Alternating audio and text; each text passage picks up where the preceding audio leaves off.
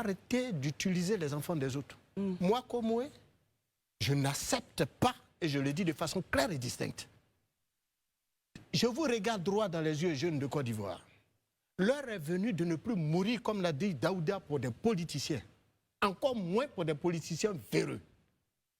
Aucun des hommes politiques n'envoie ses enfants devant une scène quand il y a marche. Vous ne verrez pas les enfants de Laurent Gbagbo, vous ne verrez pas les enfants de Alassane Ouattara, vous ne verrez pas les enfants de Tidiane Thiam et consorts, pour ceux qui sont en première ligne, y compris bien entendu. Donc pourquoi vous devrez aller à leur marche au moment où les enfants sont dans des grandes écoles, et puis après, quand vous tombez sur les balles de l'armée, de la police, de la gendarmerie et autres, ils ne viennent même pas vous rendre visite, ils ne savent même pas si vous existez. Il faut mettre un terme à ça. C'est pour ça que nous en appelons au dialogue. Donc le temps d'envoyer les enfants des autres devant des canons, devant l'armée, affronter la police, affronter la gendarmerie, au moment où vos enfants sont assis à la maison, il faut y mettre un terme. C'est aussi simple que cela. Si les hommes politiques demandent à un jeune d'aller marcher, la première chose à faire, eux-mêmes ils sont devant, leur épouse est à côté, leurs enfants sont à côté, et puis les autres Ivoiriens seront derrière eux.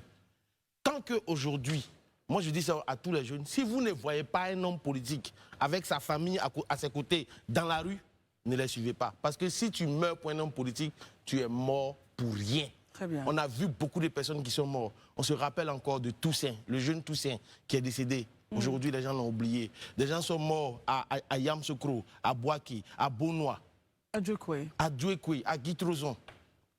Aujourd'hui, tous ces hommes politiques-là ont oublié ces personnes-là. Pourquoi vous estimez que vous devez mourir pour eux? Posez-vous cette question. Pour moi, à l'état actuel, en Côte d'Ivoire, aucun leader politique ne mérite qu'un jeune Ivoirien meure pour lui. Je le dis et je suis très ferme sur ma position.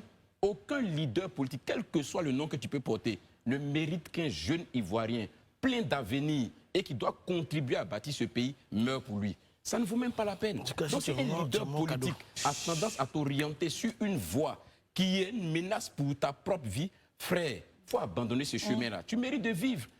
On ne peut pas mourir pour quelqu'un. Très bien. Voilà. Si quelqu'un doit mourir pour les jeunes, c'est les politiciens. C'est-à-dire quand il doit avoir une manifestation ou quoi que ce soit, ils prennent le devant. Voilà. Et puis eux, parce qu'ils ont déjà vécu. Hein. Ils ont tous près de 70 ans. Donc ils ont déjà vécu. Donc eux, ils peuvent se mettre devant. Et puis les jeunes qui sont encore dans la fleur de l'âge, là, qui eux ont encore de l'avenir, ils sont derrière. Ça vraiment, pour aucun homme politique, quel que soit le titre qu'il peut porter ou le nom qu'il peut porter, ne peut. Pour lui, un jeune peut se tuer, quoi. C'est pas possible.